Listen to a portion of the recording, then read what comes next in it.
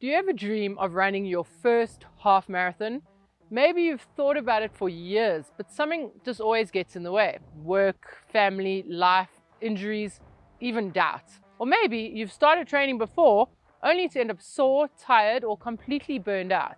If that sounds familiar, give me a few minutes and I'll help you train for your first half marathon after 45, injury-free. Because this stage of life isn't about running more, it's about running smarter. And today I'm going to show you exactly how. What to focus on, what to stop doing, and how to cross that finish line feeling strong and not broken. And here's where most runners go wrong. They pick a half marathon plan that was designed for their 20-year-old self. Because to be fair, that's generally only what is available with most training plans. Something that isn't specific to you and your phase of life. What happens then is there are too many miles, too soon, too fast. Sure, it might be work for a few weeks, but then your body starts whispering. A tight calf, a slightly sore knee, a hip that suddenly feels older than you are. And if you ignore those whispers, they become shouts. This isn't about being too old. It's about giving your body what it needs now and training specifically to that. Let's start from the ground up. Step one is strength before distance. Most runners think that endurance comes from running more. Yes, it does, but after 45, strength is your secret weapon. Strong muscles will protect your joints, they absorb the impact, and they help you keep your form solid when fatigue starts to set in. Think of it like building a house. You wouldn't start necessarily decorating and painting before you lay the foundation. And if your base is weak, everything above it will eventually start to crack.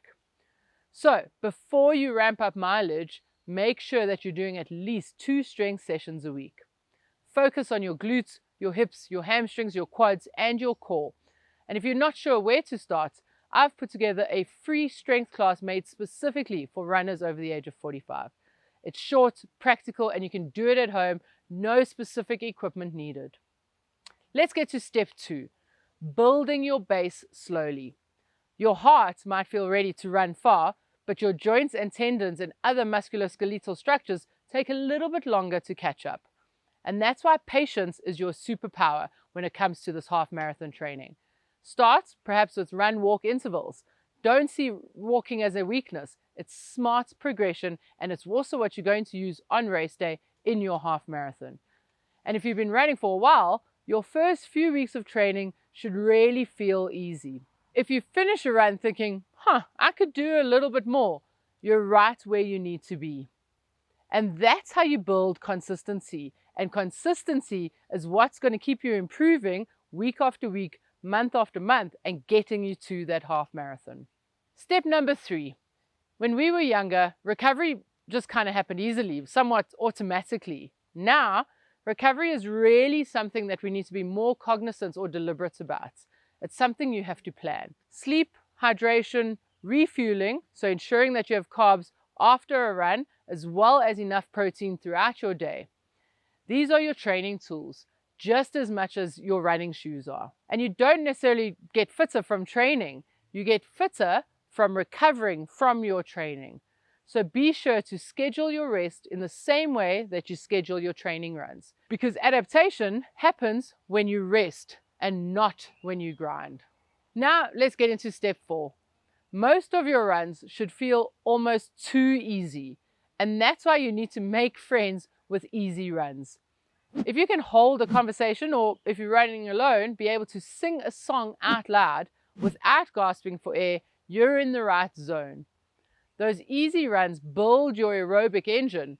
They teach your body to utilize fat for fuel, and they don't break you down when you need to get to start doing your harder sessions. And yes, as I mentioned earlier, you can use walk breaks, and those are not a weakness. They're a very smart way to manage fatigue and to allow you to stay consistent.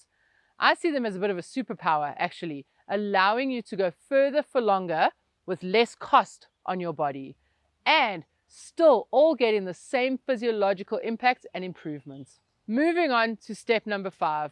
Now, I know it's tempting to keep an eye on your watch the entire time, but don't chase the pace. Pace is the least important metric in your first half marathon plan. What matters is time on your feet, gradual progression, and staying healthy and injury-free.